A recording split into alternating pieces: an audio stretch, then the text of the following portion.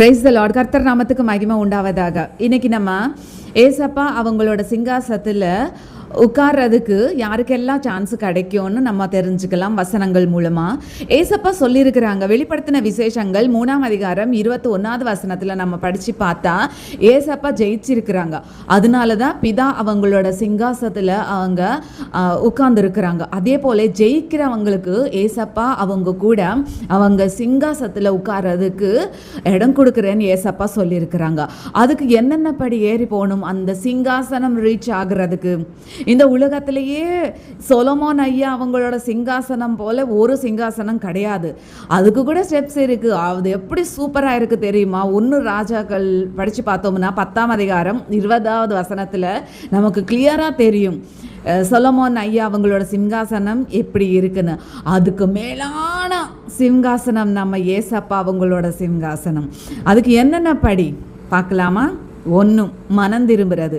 மார்க்கேஷம் 1ஆம் அதிகாரம் 15வது வசனத்தில் எழுதப்பட்டது. நமக்கு டைமே இல்லை, இருக்கிற டைம் யூட்டிலைஸ் பண்ணிக்கிட்டு நம்ம மனம் திரும்பணும். கர்த்தர் பாதத்தில் விழுந்துட்டு இதுவரையிலும் உங்களுக்கு விரோதமாக எத்தனையோ பாவங்கள் நான் செஞ்சிருக்கிறேன், கர்த்தாவே என்னை மன்னியும் ஏசப்பா, இனிமே பரிசுத்தமாக வாழணும்னு டிசைட் பண்ணியிருக்கிறேன்னு சொல்கிறப்போ கர்த்தர் கண்டிப்பாக நமக்கு கிருபை எக்ஸ்டெண்ட் பண்ணி கொடுப்பாங்க, சமாதானம் கிடைக்கும். Praise be to the Lord God Almighty. So அது ஒரு படி. இன்னொரு படி மனம் திரும்புறது ஒரு படி. இன்னொரு படி ஞான ஸ்நானம். விசேஷம் 16ஆம் அதிகாரம் 16வது வசனத்தில் இருக்கும். ஞான ஸ்நானம் எடுக்கணும். எடுக்காதவங்களுக்கு என்ன கிடைக்கும்னு சொல்லி அது படித்து பார்த்தா நமக்கு நல்லாவே தெரியும்.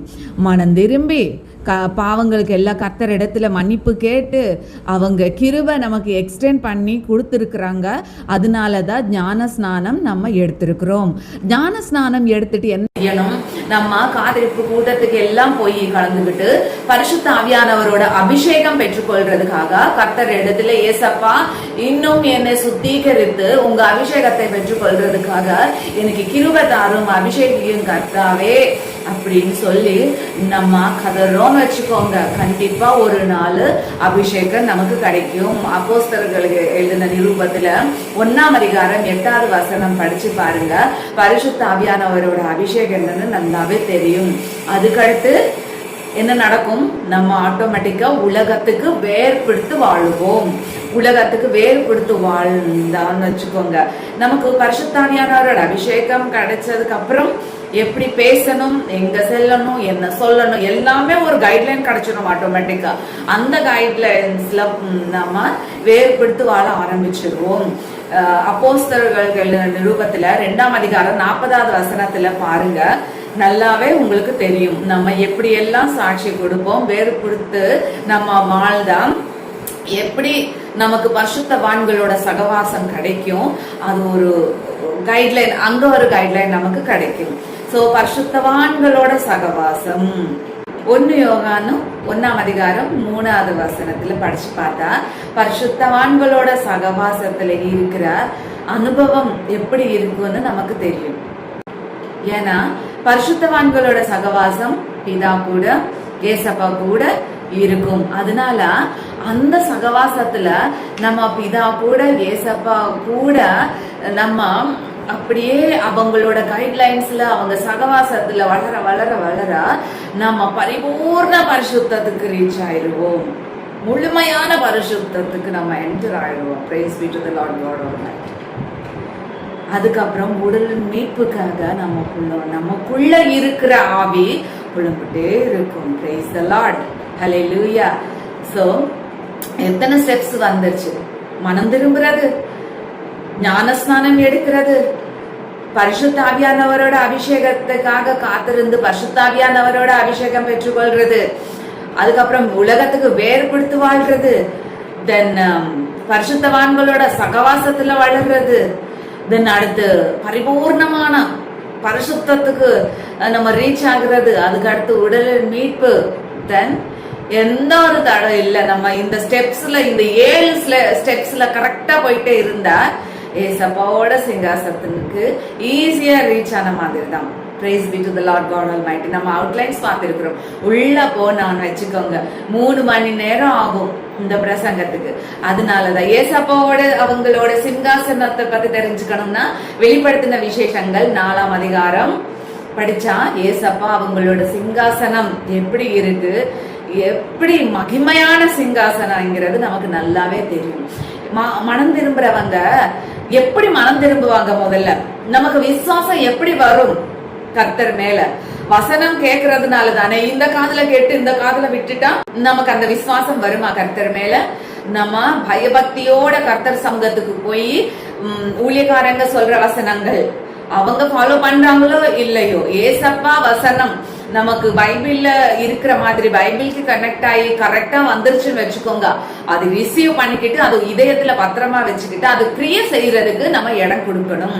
அது கிரியை செய்ய செய்ய செய்ய செய்ய நம்ம பாவங்கள் எல்லாம் நமக்கு தெரியும். கர்த்தருக்கு விரோதமா என்னென்ன செஞ்சிருக்கிறோம். ஏன்னா பைபிள்ங்கிறது மிரர் மாதிரி தான், கண்ணாடி.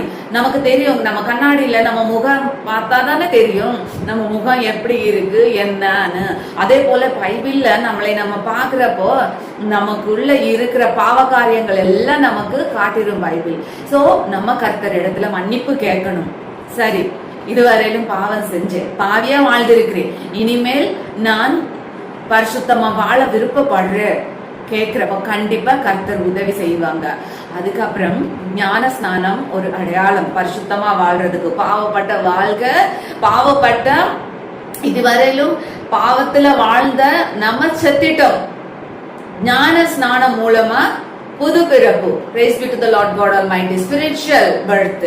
So அந்த spiritual birth புதுசா ஆவிக்குரிய வாழ்க்கை ஆரம்பிச்சிருக்கிறோம். அதனால படிப்படியா நமக்கு ஞானம் கிடைக்கும், பைபிள் பிப்ளிக்கல் நாலேஜ் அந்த விஸ்டம் கிடைக்கும். பரிசுத்த ஆவியானவரோட அபிஷேகம் பெற்றுக்கொண்டதுக்கு அப்புறம் தான் நமக்கு எல்லாமே, நமக்கு பரிசுத்தமான காதுகள், பரிசுத்தமான கண்ணு, எல்லாமே பரிசுத்தமா நமக்கு மாறும். எல்லா பரிசுத்தத்துக்கு தான் நம்ம இடம் கொடுப்போம்.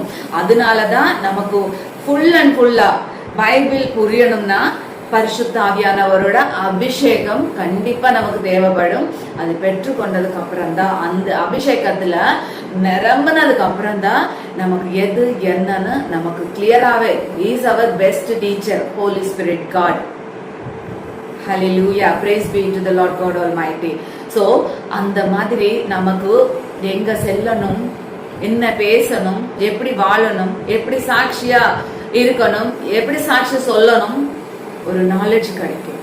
அந்த நாலேஜ் கிடைச்சதுக்கு அப்புறம் நம்ம இஷ்டப்படவே மாட்டோம் உலகத்துக்கு, உலக சம்பந்தமான காரியங்களுக்கு, எதுக்குமே நம்ம தப்பான வழியில போறதுக்கு எதுக்குமே நம்ம விருப்பப்பட மாட்டோம். வேண்டான்னு தோணும். பரிசுத்தமா வாழணும், பரிசுத்தமான வழியில தான் நம்ம போகணும் அப்படின்னு தோணும். வேறு பிடித்து வாழ்றது நம்ம கத்துக்குவோம். வேறு பிடித்து வாழ்றப்போ உண்மையில சாட்சினா பொய்யா சும்மா கற்பனை பண்ணி கதை கட்டி சொல்லக்கூடாது. இருக்கிறதாக பேசணும். சொந்தத்துல இருந்து ஒன்னோட வரக்கூடாது. அது கர்த்தருக்கு பிரியமில்லாத காரியம். இதெல்லாம் கரெக்டா நடக்கணும்னா கண்டிப்பா எல்லாருக்குமே பரிசுத்த ஆவியானவரோட அபிஷேகம் தேவைப்படும். மனம் திரும்பி ஞான ஸ்நானம் பெற்றுக்கொள்றவங்களுக்கு கண்டிப்பா பரிசுத்த ஆவியானவரோட அபிஷேகம் தேவைப்படும். அந்த அபிஷேகத்துல நிரம்பி இருக்கிறப்ப உலகத்துக்கு வேறுபடுத்து வாழ்வோம். உலகத்துல வேறுபடுத்து வாழ ஆரம்பிச்சதுக்கு அப்புறம் பரிசுத்தவான்களோட சகவாசம் தான் நமக்கு கிடைக்கும். பரிசுத்தவான்களோட சகவாசம் யாரு கூட? பிதா கூட, ஏசப்பா கூட. Most holy God. பாவத்துக்கு இடமே இல்லாத ஒரு அழகான சகவாசம். அந்த சகவாசத்துல இருந்து அப்பம் வீட்டுல நம்ம பங்கு பெற்றுக்கொண்டு நம்ம வல்லமையா கர்த்தரோட காரியங்கள், கர்த்தர் வல்லமையான காரியங்கள் நமக்கு செய்வாரு. அந்த வல்லமை நம்ம அனுபவிச்சு நம்ம முழுமையான பரிசுத்தத்துக்கு reach ஆயிருவோம். Praise be to the Lord God Almighty. முழுமையான பரிசுத்தத்துக்கு ரீச் ஆனதுக்கு அப்புறம் உள்ளுக்குள்ள இருக்கிற நம்ம இன்னர் பீயிங், உடலின் மீட்புக்காக அப்படி புலம்பிக்கிட்டே இருக்குமா. ஹல்லேலூயா. கடைசியா அதிலே இந்த உலகத்துல இருந்தாலுமே நம்ம மேலானதான் நம்ம கண்கள் நோக்கி மேலானது பார்த்துதான் இமேஜினேஷன் பண்ணிக்கிட்டு மேலான அந்த விஷன்ல தான் இருந்து ஒரு நாள் அங்க ரீச் ஆகுறதுக்கு நமக்கு அந்த டைம் கிடைக்கிறப்போ அங்க போய் ஏசப்பா கூட நித்தமும் வாழ்றதுக்கு அப்பா இமேஜினேஷன் பண்ணிக்கிட்டாலே எவ்வளவு அருமையா இருக்கு. Praise be to the Lord God Almighty. So ஜெயிச்சுட்டு இந்த 7 ஸ்டெப்ஸ் 7 படிகள் ஏறி போய் கர்த்தரோட இடத்துல நம்ம ஒரு இடம் பெற்றுக்கொள்ளுவோமா? கண்டிப்பா பெற்றுக்கொள்வோம். பிரியமானவர்களே, நம்மளை எல்லாம் கர்த்தர் எவ்வளவோ நேசிக்கிறாங்க. அதனால அன்பான நம்ம கர்த்தரோட பாசத்தை அட்வான்டேஜா எடுக்க வேண்டாம். பரவாயில்ல, எத்தனை வாட்டி பாவம் செஞ்சாலும் கர்த்தர் இடத்துக்கு மன்னியும் கர்த்தரன்னு சொன்னாலும் மன்னிச்சிருவாங்க. திங்க் பண்ணாதீங்க, மிஸ்யூஸ் பண்ணாதீங்க. நமக்கு தான் நஷ்டம். பயபக்தியோட ஒரு வாட்டி மனம் திரும்பி இது வேண்டாம் விட்டா திரும்பி பார்க்க வேண்டாது, திரும்ப தொடக்கூடாது, திரும்பி நம்ம கண்கள் பின்பக்கம் போகவே கூடாது. நமக்கு முன்ன இருக்கிறது தான் நம்ம நோக்கி பார்த்து போய்கிட்டே இருக்கணும். ஹல்லேலூயா. கர்த்தர் நமக்கு எல்லாமே, எங்கே ஒரு ஃபெயிலியர் இல்லாம எல்லா படிகள் ஏறி போறதுக்கு உதவி செய்வாராங்க.